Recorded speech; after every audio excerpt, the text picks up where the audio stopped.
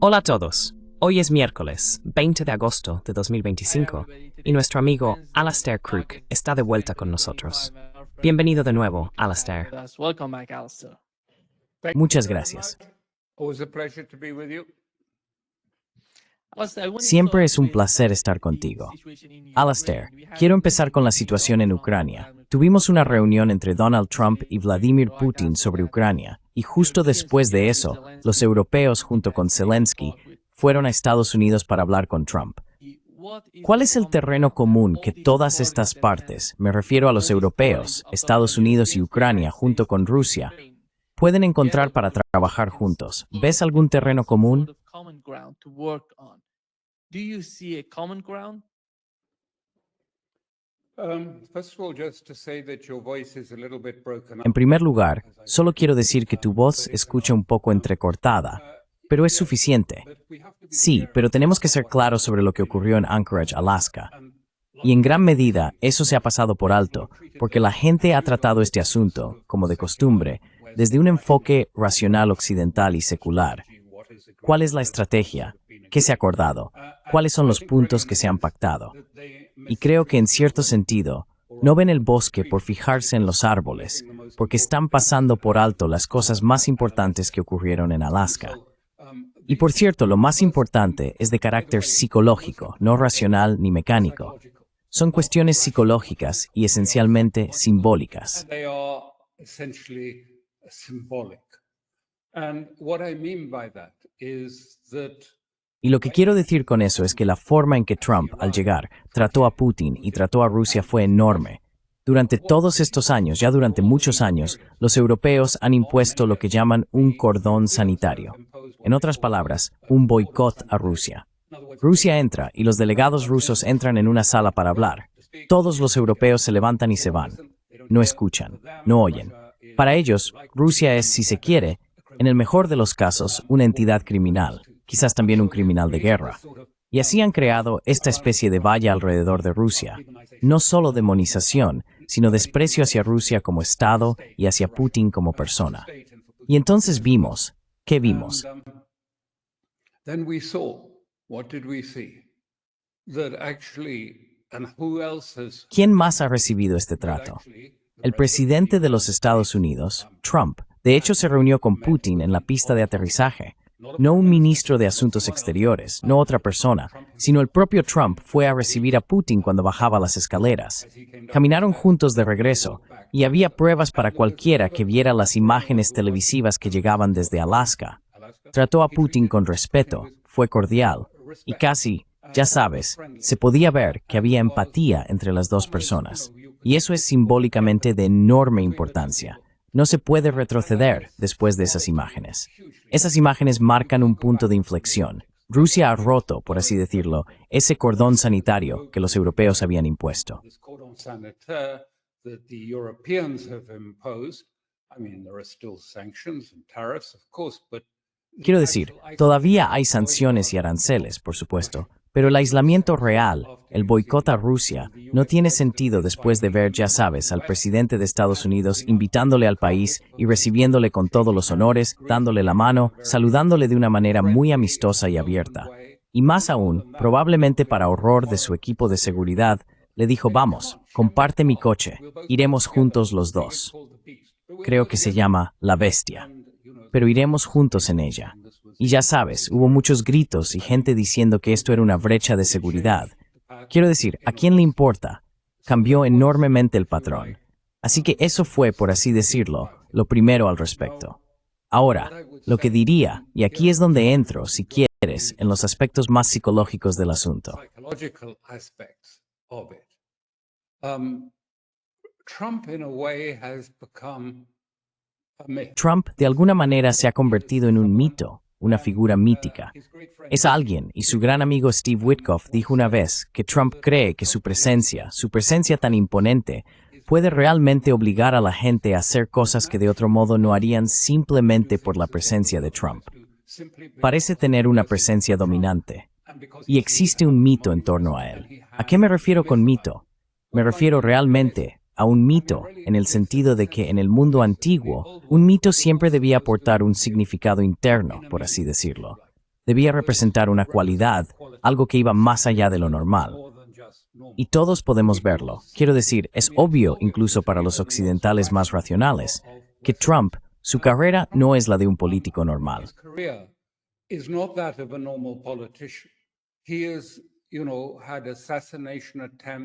Ha tenido, ya sabes, intentos de asesinato. Han intentado apartarlo. Siempre ha regresado, casi siempre, ya sabes, en los momentos más inesperados. ¿Cuántos casos legales hubo en su contra? Imposible contarlos. Y aún así volvió. Así que es, en cierto sentido, una especie de figura mítica que realmente ha logrado superar todo esto. Y ya sabes, los mitos no son necesariamente hechos, no son necesariamente correctos. Contienen en sí algo de una verdad, y quizá esa verdad tenga que ver con todas las partes de él que el resto de Occidente detesta. Porque de algún modo, como solía decir Carl Jung, uno crea sus propias sombras, sus propios demonios a los que baja al Hades a intentar combatir, pero en realidad provienen de uno mismo.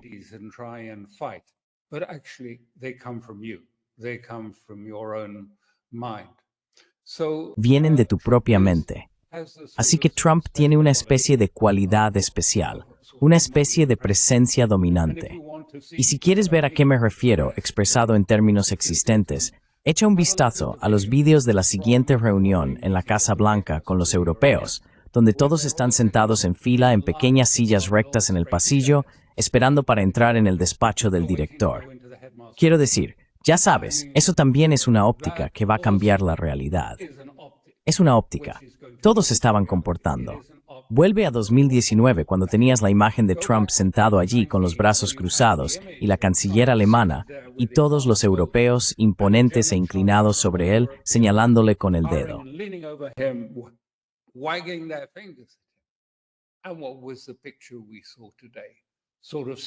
¿Y cuál fue la imagen que vimos hoy? Una especie de escolares sentados en sillas frente al escritorio Resolute, después de que se les permitiera entrar desde el pasillo. Me recuerda a mis días en la escuela preparatoria, yendo al despacho del director. Así que, quiero decir, estas son ópticas que cambian la realidad, y simbólicamente fueron enormemente importantes. Pero hay otra cosa, y creo que eso explica mucho. Si puedes entender de lo que hablo, hablando de, ya sabes, que algunas personas se convierten en mitos, en el sentido de que tienen una especie de poder inherente más allá de lo normal sobre los demás, que tienen carisma. Quiero decir, claramente, y quiero dejarlo muy claro, que Trump no es Dios ni un Dios mítico. Trump is not a god, a mythical god. He is a real estate oligarch. Es un oligarca inmobiliario, sin un sentido muy cultivado de lo que es bello y lo que no lo es. Y tiene un ego desmesurado. Pero aún así, históricamente, personas que posteriormente han sido alabadas hasta el cielo y vistas como grandes figuras, en la práctica han sido hombres bastante corrientes y a menudo poco apreciados durante sus vidas. Quiero decir, la historia estadounidense también tiene varios de esos casos. Así que no es, ya sabes, es simple un ser humano común. Pero sí tiene, y quizá Witkoff tenga razón. But he does have, and Witkoff perhaps is right. I mean, as I say, you've only looked at what Quiero decir, como digo, solo hay que mirar lo que ocurrió en la Casa Blanca en los últimos días para ver a todos los europeos inclinándose, sí, señor, ante él. Y a eso me refiero con lo de mítico. Sin embargo, y este es el segundo punto que realmente quiero destacar, ¿quién estaba mandando? ¿Quién te parece que era en realidad claramente una figura dominante en Anchorage? Fue Putin. Putin también tiene algunas de esas cualidades míticas. Quiero decir, era una persona completamente diferente, una figura completamente distinta a la de Trump. Los personajes son diferentes.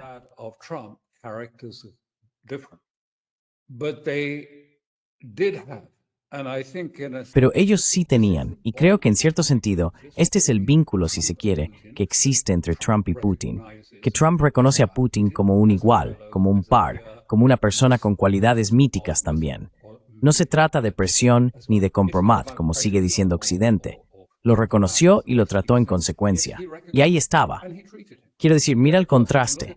Los europeos sentados en fila en la Casa Blanca, y cuando llegó la rueda de prensa, ¿quién lideró? No fue Trump, Fue Putin quien habló primero y habló con mucha confianza y con total control de la situación. Estaba cómodo, tenía presencia. Lo dejamos ahí y creo que esto es algo que existe entre ellos. And I think this is something that exists between them. And this is why I say something that, we have to. Y por eso digo que es algo que tenemos que intentar tener en cuenta para entender esto, no solo de una manera racional. Ah, sí, Putin y Trump se reunieron y bla, bla, bla, esto es lo que salió de ahí. No, salió algo más que eso, algo que realmente ha cambiado toda la estructura. Y lo que salió de ahí también fue muy importante y muy simbólico, porque lo que surgió de esto no fue un plan, no fue una especie de acuerdo detallado con un papel y 20 puntos en absoluto. Lo que surgió creo que se podría llamar un entendimiento o un marco de entendimiento y de intereses comunes que emergieron de esto. Así que, ¿cuál fue el acuerdo básico? Y por eso no necesitaba más elaboración en ese momento. And this is why it didn't need elaboration at that point. It was a very simple understanding. Era un entendimiento muy sencillo que el conflicto congelado que ha estado colgando como una losa sobre esto, si se quiere, deteniendo todo avance para encontrar algún tipo de movimiento en la cuestión de Ucrania, el conflicto congelado en las líneas de contacto existentes, se resolvería. Y luego, después de eso, en algún momento se acabaría, desaparecería, terminado. Y Trump dejó eso bastante claro, que está cambiando hacia la idea de Putin de una solución política negociada que abordará las causas fundamentales del conflicto. Y no será simplemente una especie de, ya sabes, divídelo y ya sabes, aquí tienes la mitad, aquí la otra mitad, no simplemente un intercambio de territorio, sino algo más grande.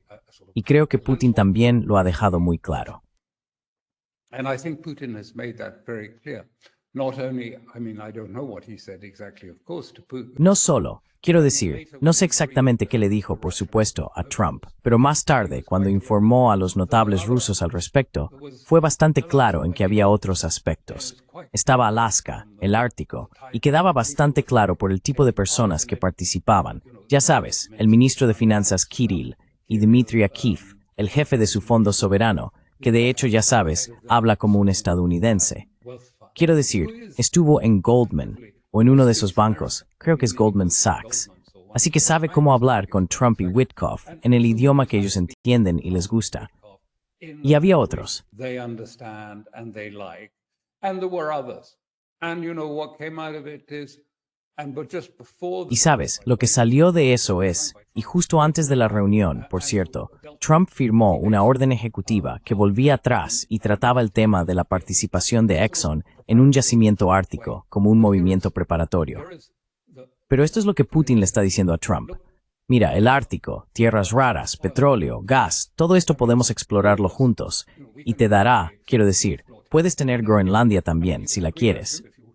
Pero quiero decir, hay miles y miles y millones de mujeres para Estados Unidos, potencialmente en eso. Pero también necesitamos remember la arquitectura trastornada de Europa. the security architecture of Europe. Because this was the original, deep down. Porque esto fue original. En el fondo, esta es la causa del conflicto y las tensiones para Rusia y en Asia Central. El hecho es que el acuerdo al final de la Guerra Fría, que la OTAN no avanzaría ni un centímetro más allá de las fronteras de Alemania, fue abandonado, y en su lugar se expandieron hacia Ucrania. Sé que siempre se presenta de otra manera, pero en realidad organizaron un golpe de Estado, colocaron a sus fuerzas afines en Ucrania y Kiev, y luego empezaron a invadir, esencialmente, las zonas de Ucrania pobladas por rusos en el Donbass. Así que fue, si se quiere, la invasión de la OTAN la que realmente estuvo en la raíz de esto, el movimiento y la continua expansión.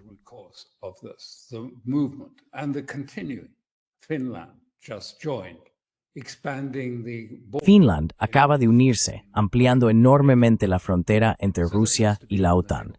Así que esto tiene que estar sobre la mesa, y también las armas nucleares y los misiles de alcance intermedio.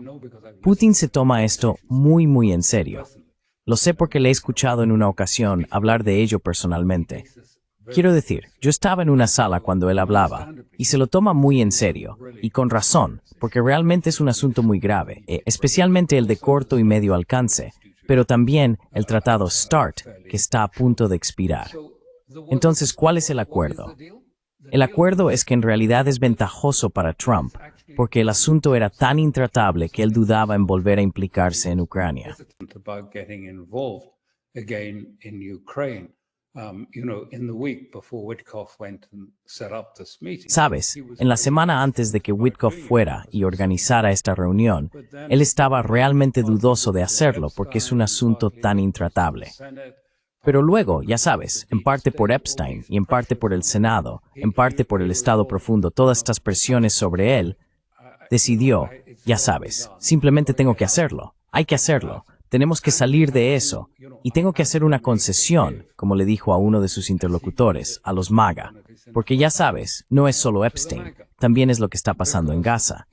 También es, ya sabes, la amenaza de más guerra. Esto es lo que está agitando a su base. Quiero decir, y no es solo MAGA, son los jóvenes estadounidenses. Quiero decir, el grupo demográfico crucial de jóvenes estadounidenses hasta los 35 años. Su postura está cambiando respecto a Israel, y también está cambiando respecto a la idea de las guerras.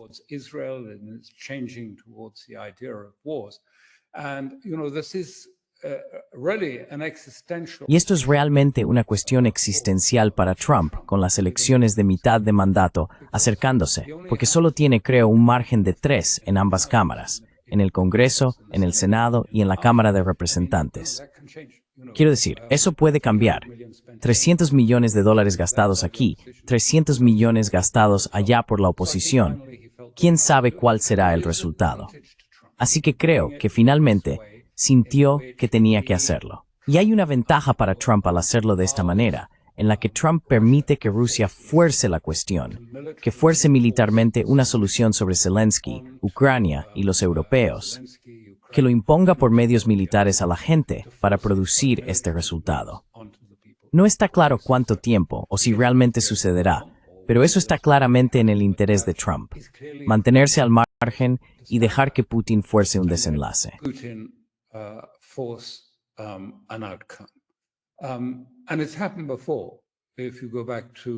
Y esto ya ha ocurrido antes, si retrocedes a 1944, hace mucho tiempo, pero esto es lo que pasó con la guerra con Finlandia. Finalmente, el ejército soviético forzó un desenlace, hubo un acuerdo y se cedió una cierta cantidad de territorio, etcétera, etcétera. Así que creo que Trump ve esto como una ventaja. Y entonces el acuerdo, si es que se le puede llamar así, pero en realidad es solo un marco intelectual. No está desarrollado, no hay detalles al respecto. Creo que Trump simplemente dijo, escucha, impulsa esto, provoca un desenlace en Ucrania, porque de otra manera no ocurrirá. Quiero decir, con un conflicto congelado, ¿dónde está la solución en eso? No va a suceder. Así que Trump en efecto está diciendo, me salgo, me voy, me aparto de esto, te lo dejo a ti, puedes hacerlo.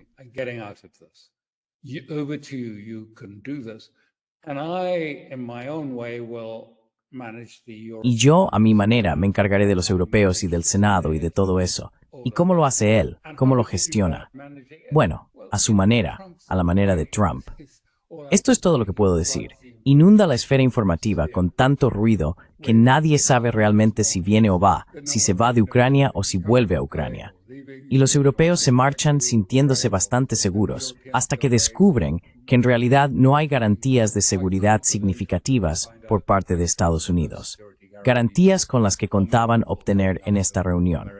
Así que quiero decir, creo que está intentando gestionar estas presiones sobre él. Y esto también es importante para Putin, porque ya sabes, Putin tampoco está exento de presiones, y tiene presiones de los suyos.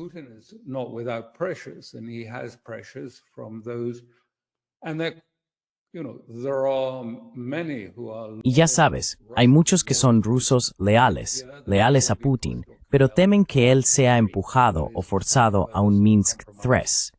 Es decir, a otro tipo de compromiso similar al que finalmente llevó a un nuevo estallido de guerra, y que todas las muertes que Rusia ha sufrido para llegar a este punto no serían suficientes, y tendrían que sacrificar de nuevo las vidas de más jóvenes dentro de unos años, después de que Occidente rearmara a los ucranianos, y así sucesivamente, llevándolos hacia adelante.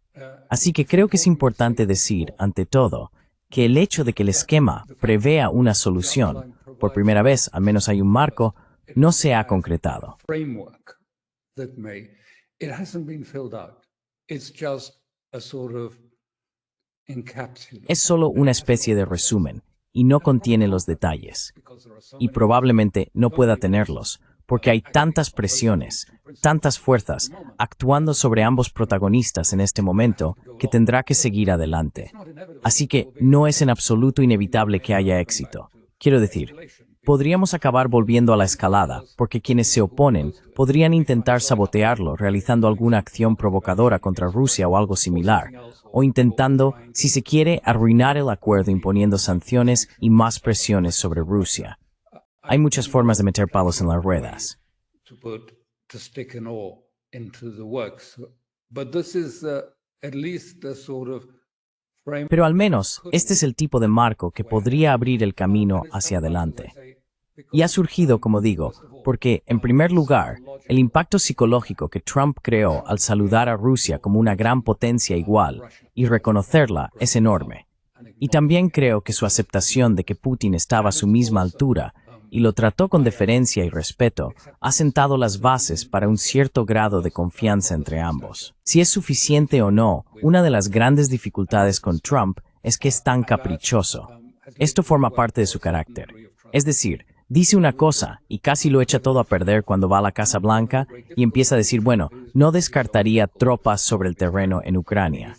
Y ya sabes, sí, habrá algún tipo de fuerza de seguridad estadounidense y Rubio tiene que ir detrás de él diciendo, escuchen, tranquilos, todos tranquilos. Listen, calm down, everyone calm down, there are going to be no boots on the ground. In fact, no va a haber tropas sobre el terreno. De hecho, como él dijo muy claramente, Estados Unidos no va a dar más armas, ni más dinero. Si van a llegar armas a Ucrania, serán los europeos quienes las proporcionen.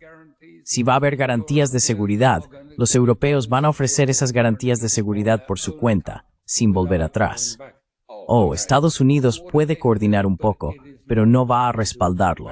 Y esa es la palabra clave, porque todos los europeos saben que no pueden hacerlo. No pueden realmente entrar en Ucrania como fuerzas de paz o lo que sea si no sienten que tienen un respaldo, que Estados Unidos vendrá a apoyarlos.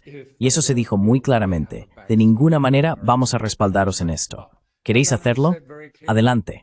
Poned vuestro dinero, vuestras armas, haceos cargo. Go ahead. Put your money in, put your weapons in, take it over. Of course Europe can't do that. Por supuesto, Europa no puede hacer eso. De hecho, quiero decir, ya sabes, esta es una situación ridícula en la que Europa se está metiendo. A medida que Estados Unidos se aleja de su hegemonía total, está dejando que las provincias periféricas de Europa asuman la carga del imperio en esa parte del mundo. No tienen el dinero. Sus inventarios de armas están prácticamente vacíos. Así que no creo que sea realista ni siquiera serio. Llegarán a aceptar esta posición, lo que ha ocurrido en Anchorage. Es muy seguro de incapaces. I'm not sure that they're capable.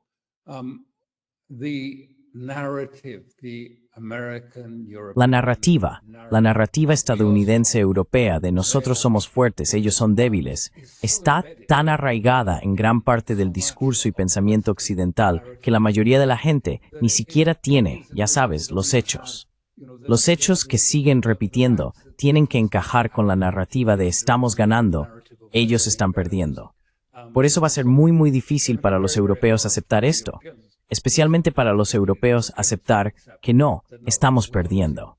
Eso va a ser profundamente difícil y tendrá grandes consecuencias políticas, por lo que están en un estado de desesperación y se dirigen como niños a Washington para intentar ver si pueden hacer que Trump cambie de postura. From his position. So, there may be retribution coming. Así que ya sabes, puede que haya represalias que alteren todo este proceso. Pero aún así, si no hay una retirada ucraniana del Donbass, la guerra continúa. Si no hay ningún cambio, ninguna aceptación política por parte de Zelensky y de Kiev, entonces la guerra continúa. Y esa es realmente la perspectiva que tenemos, y quizás el resultado más probable, que la guerra simplemente continúe. Quiero decir, obviamente hemos llegado a un momento crítico, con lo que está ocurriendo en Pokrovsk y esa especie de línea fortificada de ciudades en el Donbass que claramente se está desmoronando y rompiendo. Y sospecho que eso tendrá un impacto profundo en Ucrania. on Ukraine, I suspect. So, but that seems to be quite likely. Pero eso parece ser bastante probable, que sea el resultado más probable, diría yo.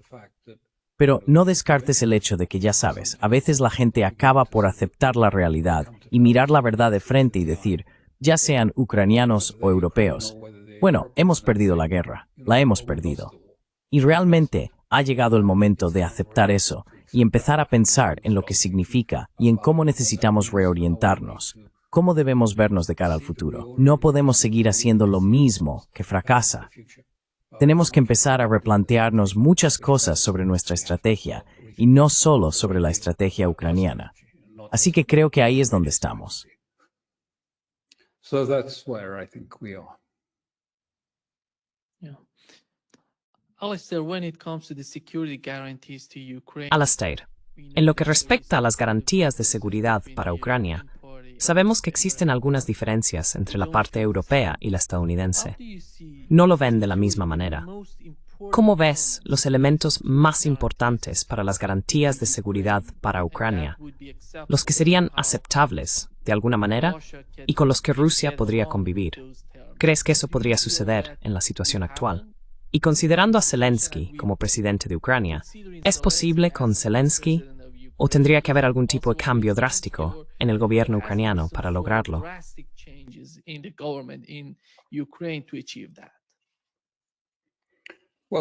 First of all, Russia has, Bueno, en primer lugar, Rusia tiene, ya sabes, realmente un veto sobre lo que aceptará o no aceptará. Quiero decir, está bien que los europeos digan, bueno, vamos a enviar tropas europeas como fuerzas de paz. Pero Rusia ha dejado bastante claro que si eso se hace sin el acuerdo ruso, serán tratados como combatientes enemigos y eliminados. Por eso, los europeos están tan desesperados por contar, por así decirlo, con el respaldo de Estados Unidos. Entonces, ¿por qué están enviando cantidades ineficaces de tropas? Quiero decir, Europa probablemente podría reunir como mucho 25.000 o 30.000 soldados, pero la línea de contacto tiene casi 2.000 kilómetros de longitud.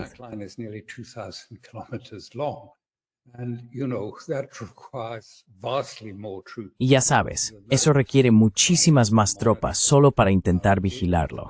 Lo que están haciendo es intentar poner trampas que, ya sabes, o bien Rusia activará o fingirán que se han activado. Luego dirán en Estados Unidos, no, el artículo 5, tenéis que intervenir.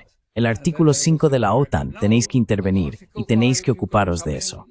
Y ya sabes, Trump y su equipo ven la emboscada y dicen, no, gracias. Ningún soldado estadounidense en el terreno. Soy el presidente y lo digo, no entrarán soldados estadounidenses, lo que significa que no van a recibir apoyo. Así que ya sabes, ¿de dónde ha salido todo esto? Quiero decir, en primer lugar, creo que hay que mirar atrás. First of all, I think you have to look back, you have to go back to the... Tienes que volver al acuerdo de Estambul, el acuerdo de abril de 2022, y ese incluía garantías de seguridad. Preveía garantías de seguridad para Ucrania. Nadie menciona eso en Europa, por supuesto, porque las garantías de seguridad no venían de estados de la OTAN. Venían de estados que no pertenecen a la OTAN.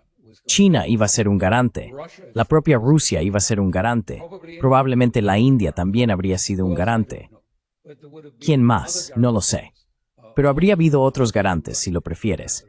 Y los garantes también supervisarían el número de tropas que tendría Ucrania, el tipo de armas que poseería, y tendrían poder de veto sobre cualquier tratado que Ucrania firmara con otros estados extranjeros.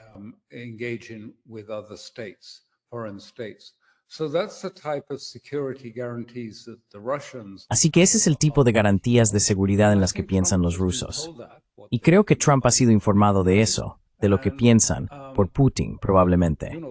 Y ya sabes, él ve esto como algo no irrazonable. Sabe que si la OTAN interviene, entonces, ya sabes, su equipo MAGA se volverá loco. Dirán que estamos en camino a la Tercera Guerra Mundial. Así que no quiere una guerra de la OTAN contra Rusia. Y si China está dispuesta a hacer esto, y otros estados también están dispuestos a hacerlo, a proporcionar algún tipo de garantías de seguridad, ¿qué hay de malo en eso?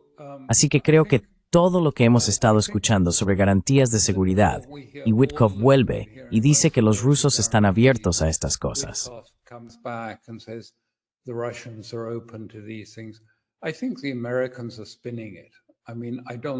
Creo que los estadounidenses lo están tergiversando. Quiero decir, no creo que sepamos que los rusos no hayan sugerido eso, intercambios de territorio. ¿Cómo podría haber intercambios de territorio dentro de esos 4 oblasts? Porque está en la Constitución. Ahora son constitucionalmente parte de Rusia. Y la redacción de eso dice en realidad que los residentes de esos 4 oblasts son para siempre rusos. Eso es lo que dice el texto real de la ley que los incorporó a la Constitución. Así que quiero decir, incluso si Putin quisiera, no puede cambiar eso. Tendría que pasar por todo un proceso en el Tribunal Constitucional, etc. Así que realmente creo que esto es algo que los europeos están presionando tanto como pueden para que Trump acepte tener tropas francesas o británicas sobre el terreno.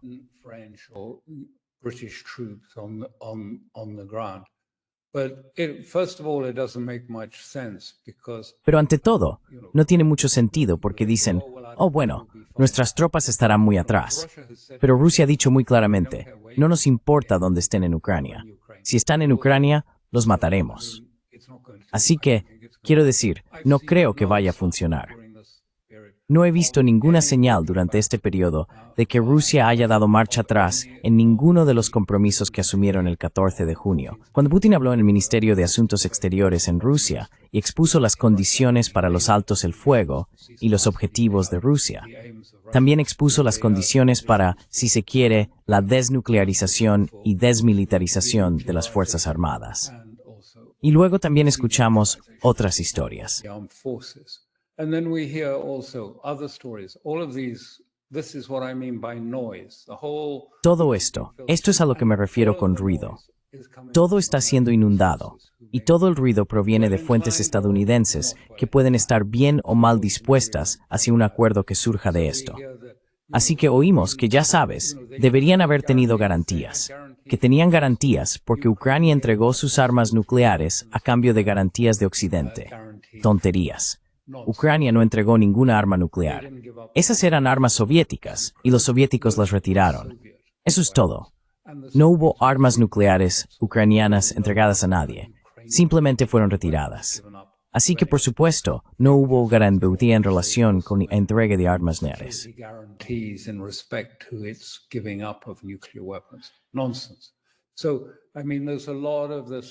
Tonterías. Quiero decir, hay mucho de este ruido e intentos de moldear la política estadounidense y la percepción pública estadounidense sobre lo que es posible. Y Trump tiene que lidiar con eso. Una de las formas en que lo hace, lo cual es muy frustrante, creo yo, es, como digo, llenar el espacio informativo con cosas que suenan de una manera y luego suenan diferente al día siguiente. Y todo el mundo está un poco inseguro. Pero te das cuenta, y creo que esto es lo que me confirma en mi impresión de lo que te he estado contando, los rusos son muy cuidadosos. No salen a contradecir a Trump cada vez que hace una declaración aquí o una declaración tonta.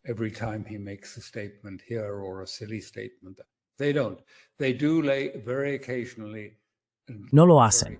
Ocasionalmente hacen una declaración muy clara, como no habrá fuerzas de la OTAN en Ucrania.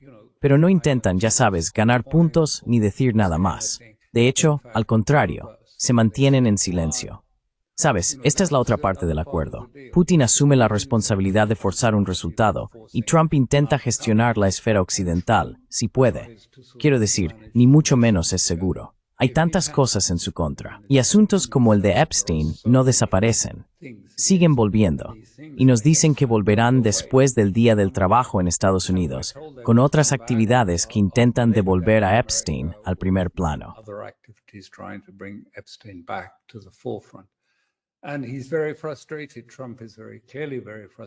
Y está muy frustrado.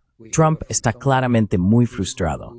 Y creo que esto fue, escuchamos de alguien que hablaba con personas en el ala oeste, Dijeron, ya sabes, él simplemente siente, sabes, no quería volver al tema de Ucrania porque es inabordable, pero dijo, tengo que hacer esto, voy a hacerlo, tengo que darles algo a la gente de MAGA. Quiero decir, él también tiene que cuadrar sus propios círculos políticos. Y los de MAGA están cada vez más en crisis. No solo por Epstein. Epstein toca algo, ya sabes, que MAGA, a diferencia de los jóvenes estadounidenses en general, pero la gente de MAGA proviene de una comunidad que generalmente va a la iglesia y es conservadora en su forma de pensar. And is conservative in their thinking. And child abuse is just abhorrent. It's just touching. Y el abuso infantil es simplemente aborrecible. Es otro nivel de horror, tan vil que la gente, ya sabes, no puede simplemente... Sí sabes, a estas personas se les ha dicho, bueno, vuestros líderes, los líderes del Congreso y demás, os mienten, y tienen que convivir con eso. Saben que los políticos mienten, saben que roban, saben que acumulan mucho dinero y lo aceptan. Pero abusar de niños pequeños, eso no está en esa categoría en absoluto. Así que eso sigue ahí. Y una de las cosas que ocurrió justo antes de que surgiera este tema fue que en Reino Unido salió un libro sobre el príncipe Andrés y ha causado un escándalo en Gran Bretaña. And it's caused a storm in Britain.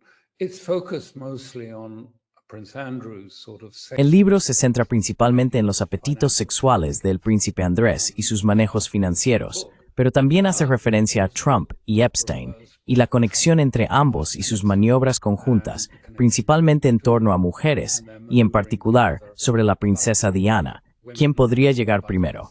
Así que eso es, y de nuevo, aquí entra. Trump dice, no conocía a Andrés, pero hay cientos de fotografías que demuestran que sí conocía al príncipe Andrés. Y Andrés era una figura habitual en la escena neoyorquina. Quiero decir, para quienes querían ascender en la jerarquía social, un miembro de la realeza británica es como una carta de triunfo que se puede jugar.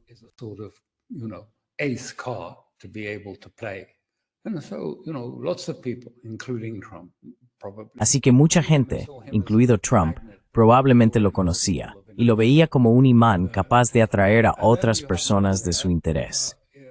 Y luego tienes a Melania presentando una demanda contra el hijo de Biden por sugerir que fue Epstein quien la presentó a Trump.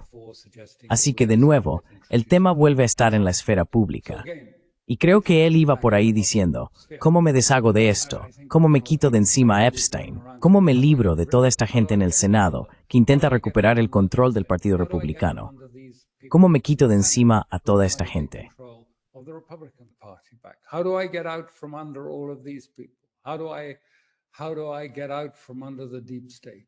¿Cómo me libro del Estado profundo que va a hacer todo lo posible por destruirme? Pues bien, envía a Witkoff a Moscú para pedir una reunión urgente con Putin. Creo que ya sabes, ha habido conversaciones a través de Bielorrusia desde hace algún tiempo. Pero como digo, no es un plan detallado para la solución política. No dice qué tierras pertenecerán a quién, ni cómo se va a lograr. Pero es, si se quiere, un entendimiento intelectual básico, que es, yo haré el trabajo duro con los europeos y con todo lo que pueda con estas fuerzas estadounidenses. Putin, simplemente hazlo. Adelante, hazlo, termínalo y luego ya concretaremos todos los detalles.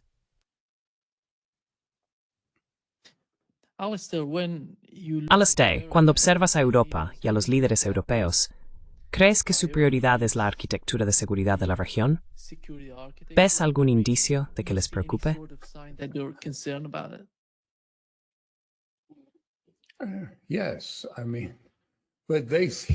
Sí, quiero decir, lo ven simplemente a través de una óptica. Rusia. ¿Pero realmente ven a Rusia como una amenaza? Sí, pero no de la manera en que nosotros lo pensamos. Todo el mundo puede deducir que Rusia no tiene capacidad ni interés en invadir Europa. Y de hecho, una de las cosas que se planteó, no estoy seguro de que sea algo muy conocido públicamente, pero una de las cosas que se ha dicho, no sé si proviene de Putin en persona, pero en esos círculos, es que sí, nosotros también podemos dar garantías de seguridad. Podríamos cambiar la constitución rusa para prohibir cualquier invasión de Europa. Así que podemos dar garantías de seguridad a Europa.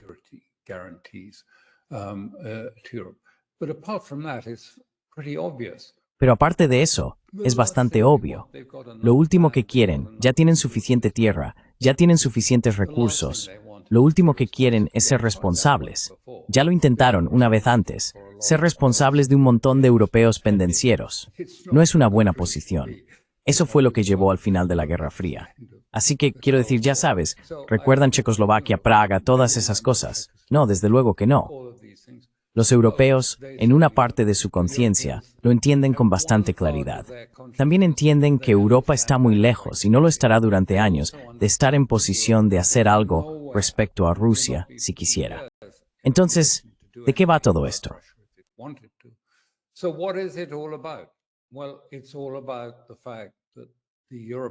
Bueno, todo se basa en el hecho de que los europeos realmente han construido todo el proyecto político, todo el proyecto europeo, todo el proyecto globalista, en torno a la idea de Ucrania, y que Ucrania es un Estado europeo, cuando en realidad no lo es. Es un Estado eslavo, que es un Estado europeo, y que ya sabes, cualquier cambio en eso amenaza a la Unión Europea, amenaza al proyecto político europeo. El proyecto político europeo se está fragmentando de todos modos, pero ahora están desesperados por intentar mantenerlo intacto. Ya sabes, es como en Estados Unidos, la Unión Europea es un enorme fondo opaco, un gran flujo de dinero que circula, blanqueo de capitales, el dinero vuelve a los políticos, vuelve a los proyectos legislativos y así sucesivamente.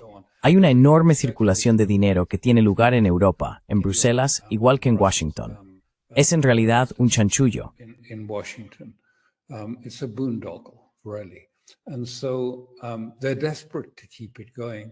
Así que están desesperados por mantenerlo en marcha, porque saben que cada vez están más y más alejados de sus electores. Su electorado realmente detesta, yo incluso usaría la palabra desprecia, a las élites tecnocráticas de Europa. Piensan que las élites consideran a los europeos corrientes con desprecio, lo cual es cierto, y la gente responde mostrando desprecio hacia las élites. Ahora se está llegando a un punto muy serio en el que la economía se está contrayendo tan severamente y está realmente al borde que muchos europeos, incluso europeos de clase media, están teniendo dificultades para llegar a fin de mes, realmente luchando. Los precios suben. El coste de la vida en lugares como el Reino Unido y Londres es simplemente insoportable. Así que hay enormes tensiones. Y luego está la inmigración. Y ese es el meollo de la crisis política vecina.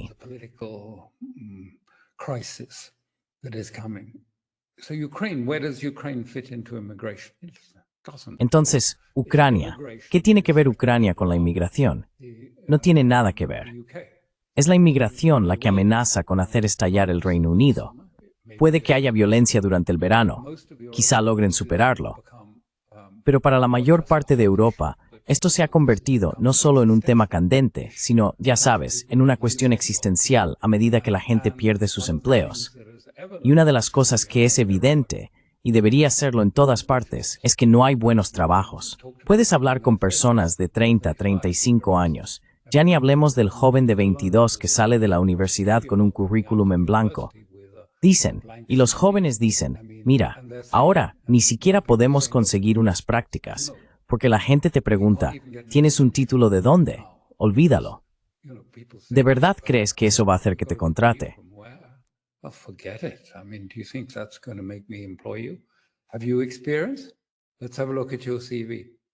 Has tenido experiencia. Vamos a echar un vistazo a tu currículum. No tienes experiencia. Bien. ¿No has hecho ninguna práctica? No. Así que realmente hay un problema para conseguir trabajo. Esa es la desesperación. Olvídate de Rusia. Olvídate de Ucrania al final. Por supuesto, todo está disfrazado. Ya sabes, gritan guerra, guerra con Rusia, necesitamos reclutamiento, necesitamos un gran ejército para luchar contra Rusia. Es un disparate. La verdadera desesperación es porque lo único que ha mantenido unido este proyecto europeo ha sido ondear la bandera ucraniana y decir que Ucrania es parte de Europa. Y es artificial porque, como muestran el ADN y la lingüística, Ucrania es tan eslava como Rusia.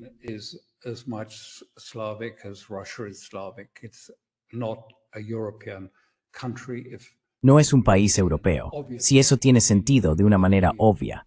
Quiero decir, puede haber diferentes etnias en Europa, pero no es, ya sabes, evidentemente parte del continente europeo. Así que están surgiendo facciones. Lo fundamental es que la energía es muy costosa en Europa.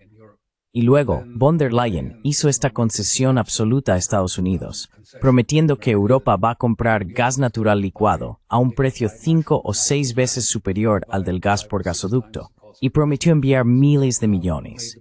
Y al mismo tiempo, Europa se imponerá un impuesto de 5% a todos los europeos para comprar armas estadounidenses en bajo industria.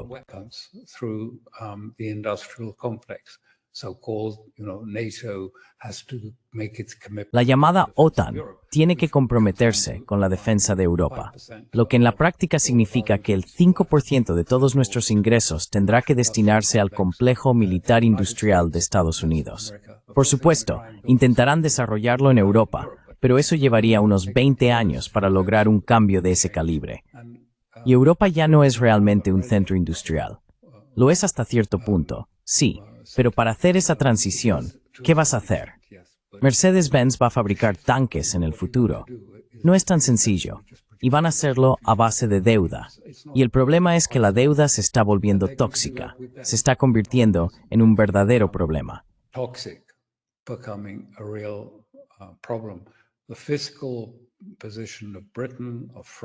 La situación fiscal de Reino Unido y Francia es drástica, realmente grave. Así que este es el problema. No es Rusia, no es Ucrania, es el hecho de que Europa se dirige hacia una gran recesión. Su economía, especialmente la alemana, está en contracción, pero toda Europa está en contracción. Y sí existe la clase de élites, y ellos prácticamente no se ven afectados por esto. Si miras los hoteles, si miras esta temporada de vacaciones, los hoteles realmente exclusivos, 1.000 euros la noche o 6.000 euros la noche, están llenos. Después de eso, la mayoría de los demás están medio vacíos.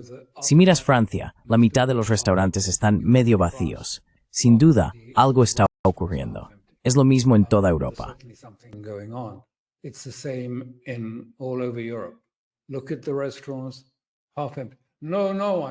Mira los restaurantes, están medio vacíos.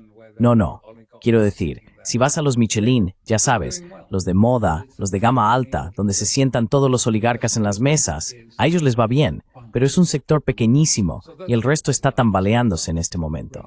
De eso se trata.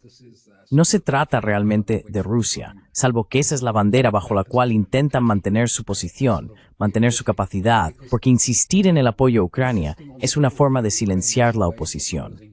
Eso y Gaza son las formas en que silencian la oposición. Como sabrás, Gaza se utiliza absolutamente en Reino Unido, en Francia y en Alemania para callar cualquier declaración o crítica a la acción del gobierno.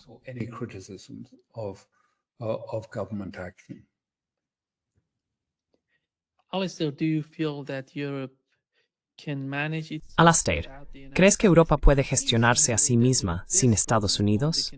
Porque me da la impresión de que desean desesperadamente la continuación del conflicto en Ucrania para poder mantener a Estados Unidos en Europa. Así pueden conservar los lazos entre Estados Unidos y Europa. Y de alguna manera, Ucrania es un motivo para que sigan adelante y continúen con el plan en Ucrania, con el fin de preservar la conexión entre Europa y Estados Unidos. Han hecho mucho. Si miras los bonos del Tesoro estadounidense, verás que el Reino Unido los está comprando y la curva está subiendo, mientras que las tenencias de bonos chinos están bajando. ¿Y qué es Europa hoy? ¿Realmente quieren ser una potencia? ¿O en realidad quieren ser una especie de vasallo de Estados Unidos? Porque es algo muy importante para el futuro de Europa. Piénsalo.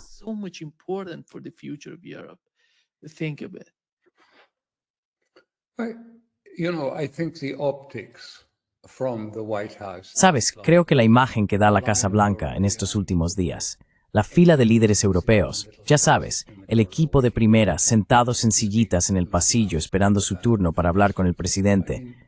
Quiero decir, Europa es el final. La imagen transmite el fin de la idea de que Europa es algo más que un sistema regulatorio, un sistema de control, de un sistema de mercado, que no tiene poder político. Está en desacuerdo con China, está en desacuerdo con Trump. En realidad, están intentando deshacer lo que hizo Trump, intentando frenarlo e imponerle su voluntad, y no tienen peso político real. Rusia los mira con desprecio. Los rusos no quieren hablar con los europeos en absoluto. Y ahora han tenido el ejemplo, ya sabes, mientras han estado todo este tiempo sin hablar con Rusia, sin tratar con China. Mira lo que pasa.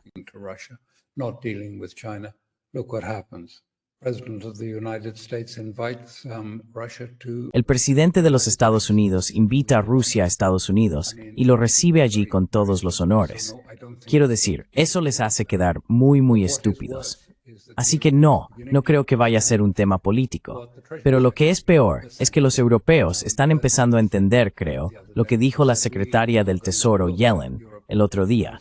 Ella dijo que vamos a ver a Europa como si fuera una especie de fondo soberano estadounidense. Así que los europeos van a proporcionar la financiación para nuestra reindustrialización de América, ya sea enviando sus empresas allí, o bien las empresas europeas vendrán, o vamos a utilizar aranceles y otros medios para hacer que los europeos reindustrialicen América.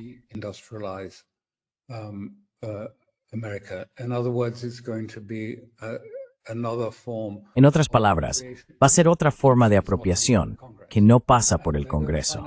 Y lo están financiando de maneras muy extrañas, a través de estos, ya sea bitcoins o monedas digitales especiales, que no están reguladas y van a estar bastante separadas. Pero esto va a ser una nueva oferta monetaria que entrará en Estados Unidos. Y mucha gente está comprando las stablecoins a $1 cada una, pensando que va a ser una buena inversión. Pero por supuesto, no están respaldadas por nada. Ya sabes, el folleto dice, bueno, sí, tenemos algunos bonos del Tesoro estadounidense como reservas. Y así es como la gente que vende estas stablecoins gana dinero, porque se quedan con todos los intereses de los bonos del Tesoro de Estados Unidos y no dan nada. Las cosas simplemente están denominadas exactamente a $1.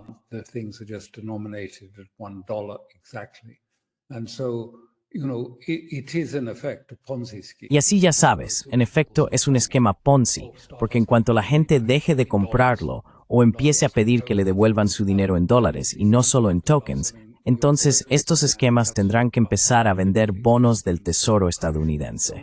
Y así es, normalmente, como estos esquemas colapsan. Así que el sistema financiero estadounidense no es mucho más fuerte que el sistema financiero europeo. Pero ellos, como Roma en tiempos del Imperio, se están replegando hacia la capital romana, y las provincias van a tener que financiar la Roma imperial o el Washington imperial. Y dudo, por todo lo que te acabo de decir antes de que me preguntaras, que los europeos realmente tengan los recursos para hacer esto. Tal como está, ya cruje bajo el peso.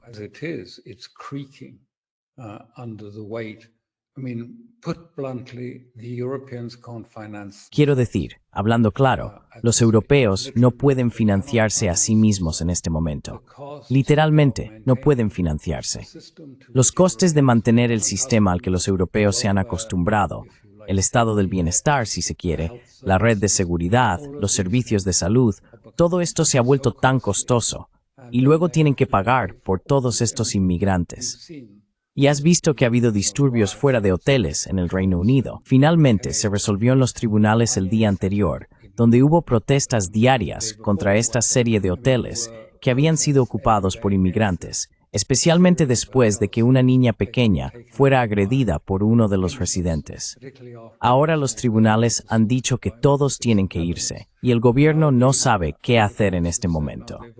Así que ya sabes, estas son las tensiones que se están acumulando cada vez más.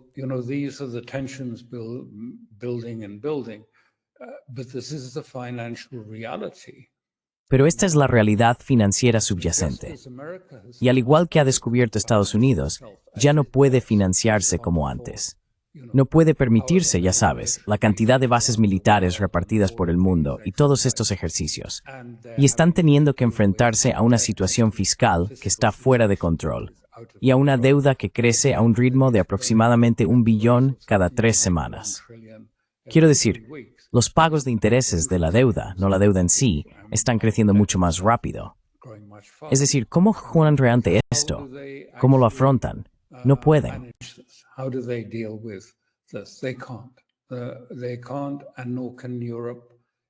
No pueden, y Europa tampoco. Ya no puede permitírselo. Así que ¿puede permitirse también América? ¿Va a pagar por el bienestar de América y por sus aventuras militares? Eso es lo que se les está pidiendo. Ese es el mensaje que ha llegado desde América y desde otros, diciendo, ya sabes, pondremos aranceles si no cumplís, o os sancionaremos. Y así los aranceles servirán para pagar parte de nuestra deuda. De hecho, gran parte de los aranceles los pagarán los propios estadounidenses. No serán necesariamente los europeos quienes paguen esos aranceles. Será un intercambio, hasta cierto punto.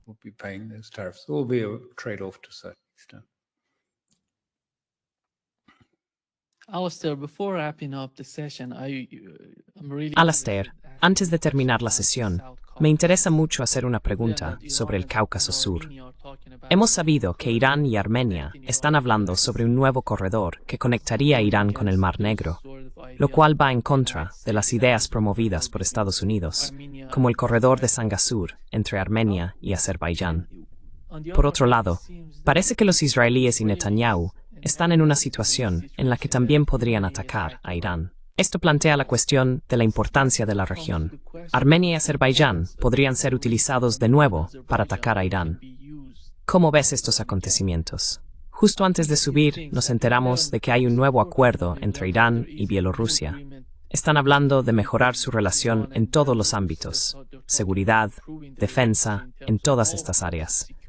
¿Cómo ves la región, el Cáucaso Sur y lo que está ocurriendo allí?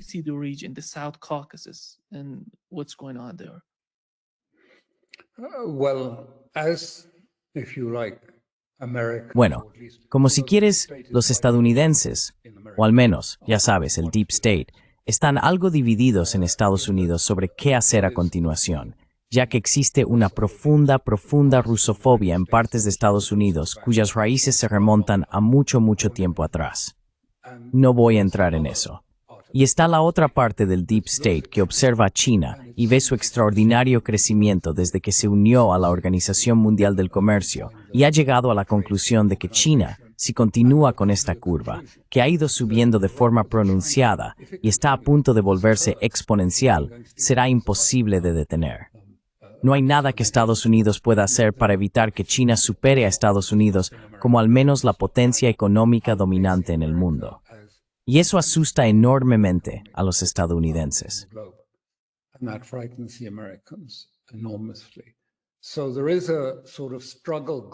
Así que hay una especie de lucha interna dentro del Estado profundo entre esas dos posturas.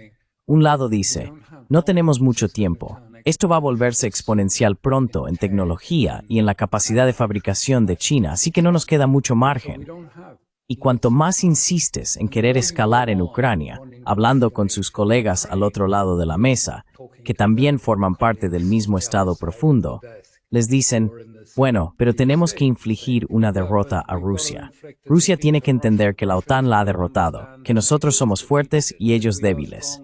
Y responden, sí, pero no podemos hacer todas estas cosas a la vez. No lo digo yo, lo dijo la Rand Corporation, que Estados Unidos no tiene los recursos ni financieros ni militares para afrontar más de un conflicto a la vez.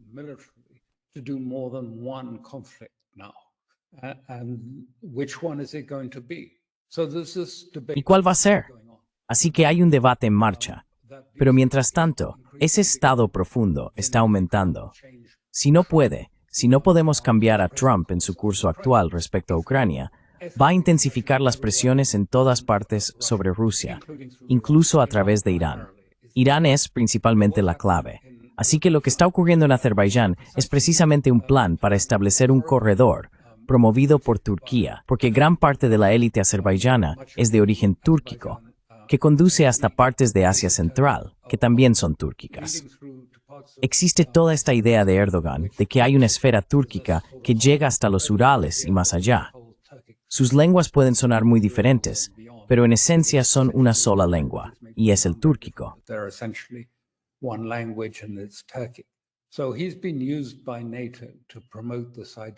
Así que ha sido utilizado por la OTAN para promover esta idea con Azerbaiyán. Y Azerbaiyán ha estado actuando de manera muy peligrosa. En primer lugar, al proporcionar apoyo, no necesariamente directo, pero permitiendo a Israel y apoyando, facilitando el ataque de Israel contra Irán el 13 de junio, al proporcionar su espacio aéreo y permitir que se lleven a cabo ataques a distancia contra Teherán, atravesando el espacio aéreo azerbaiyano, bajando hasta el Caspio y disparando desde allí hacia Teherán. Pero también es Azerbaiyán, de nuevo inspirado, sospecho por, ya sabes, ahora hay una de las embajadas estadounidenses más grandes del mundo en Azerbaiyán. Y Reino Unido también está allí. And Britain is there too. That you remember the spider's web attack on the. ¿Recuerdas el ataque de la telaraña contra los aviones nucleares estratégicos de Rusia hace un par de meses, creo? Se colocaron contenedores y camiones preposicionados allí con techos deslizantes para poder lanzar drones contra los aviones estratégicos con capacidad nuclear de Rusia. Lo que me han contado, no puedo confirmarlo, pero según entiendo, es que en este momento ha habido una gran redada de azeríes dentro de Rusia y que los rusos creen, con razón o sin ella, que las organizaciones criminales azeríes, que son bien conocidas en Rusia y llevan allí bastante tiempo, estaban detrás de la preposición de algunos de estos drones que estaban listos para atacar a la flota estratégica. Y Rusia está bastante descontenta con eso, muy descontenta. Russia is pretty unhappy about that, very unhappy about it. So on the one hand, Azerbaijan. Así que, por un lado, Azerbaiyán y una Armenia ahora bastante orientada hacia la OTAN han llegado a un acuerdo para intentar abrir el corredor de Sanguesur. Y de hecho, la propuesta es un arrendamiento de 99 años sobre él. Y dicen que estará asegurado. No sé si eso sigue siendo así en este momento, pero originalmente se dijo que habría 1,000 soldados estadounidenses que asegurarían el corredor, que discurre justo a lo largo de la frontera iraní. Y luego continuará y se adentrará en más zonas túrquicas, Kazajistán y demás, más allá, creando un corredor que va desde el Mediterráneo, pasando por Turquía, subiendo por Bakú y luego más allá. Y para Irán, esto es un casus belli, es una causa de guerra. No van a permitir que tropas estadounidenses, la OTAN, se sienten en su frontera norte. NATO sitting on their northern border. And it seems that Russia is. Y parece que Rusia está desempeñando su papel, porque como viste hace muy poco, de hecho solo hace unos días, la destrucción de las refinerías en Odessa y de los depósitos de combustible, grandes depósitos de combustible, se produjeron explosiones enormes. Bueno, esos pertenecían a SOCAR, que es la compañía energética azerí, una de las principales empresas energéticas. Y antes, 2 refinerías en Ucrania también fueron destruidas por Rusia. Según tengo entendido, eran propiedad personal del presidente de Azerbaiyán, Aliyev. Así que esto es una presión que Rusia está ejerciendo ahora sobre Azerbaiyán, porque es una gran pérdida. Ese era el punto de tránsito para que el crudo ligero azerí llegara a Europa, pero también a Israel. Y eso ha sido destruido por completo en estos últimos días. Y por supuesto ahora Ucrania está tomando represalias, por así decirlo. Está destruyendo el oleoducto hacia Hungría.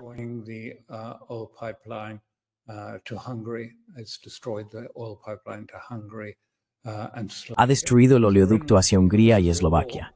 Así que estamos en, ya sabes, esto es una guerra real. No está en los titulares. El mundo apenas lo nota. Eso por un lado. Y por supuesto Israel está intentando crear otro corredor que iría directamente cerca de Irán, llamado el Corredor David, que efectivamente va desde la zona del Golán a través de Sueida y luego hacia Irán, desde Sueida pasando por la zona kurda de Siria y luego sube por Al-Tanf hasta esa área. Así que están abriendo otro tipo de corredor para que Israel se acerque más a Irán y lo ponga en posición. Y los estadounidenses hablan de, ya sabes, quizás una invasión azerí o una invasión baluchi o algo así. Irán. Israel entiende que todo esto está conduciendo a algo grande.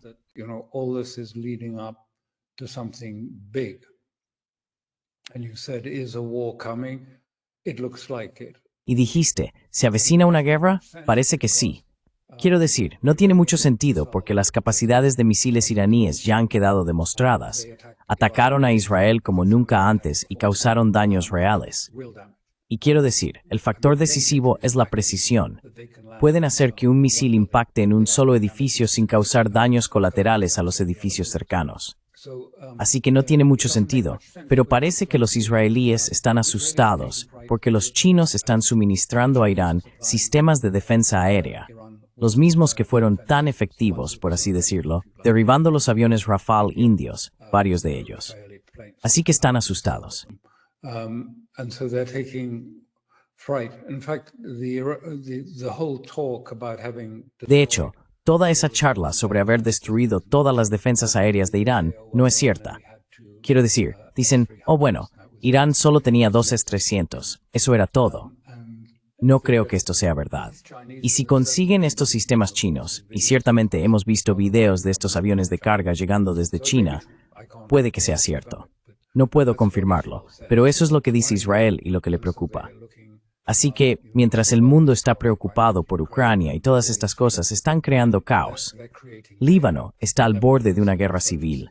Siria ya está en guerra civil, está balcanizada y la gente está siendo asesinada allí todo el tiempo. Miles están siendo ejecutados. thousands are being executed, Christians, Alawites, Cristianos, alauitas, chiíes, todos están siendo brutalmente asesinados y ejecutados por HTS. Quiero decir, hasta el punto de que la gente empieza, incluso vi un titular israelí que decía, ¿sabes? ¿Realmente fue tan buena idea deshacerse de Al-Assad? ¿Esto es lo que queríamos? Es decir, es un caos absoluto en Siria, es terrible, es realmente triste. Era un gran país, y ahora está luchando por alimentarse, luchando por todo. Y al mismo tiempo, las antiguas élites del ISIS están hablando de construir una red clandestina en Damasco con el dinero, en lugar de dar comida a la gente. Es decir, podemos imaginar que habrá un gran contrato, y gran parte de ese contrato quizá desaparezca. ¿Quién sabe? maybe disappear. Who knows? Yeah, exactly. Sí, exactamente. Muchas gracias, Alastair, por acompañarnos hoy. Un placer, como siempre. As My always. pleasure. My pleasure. Un placer. Gracias por invitarme a su programa. Y gracias a los oyentes por su paciencia. Your patience. Yeah. Was amazing, by the way. ¡Ey, por sí increíble!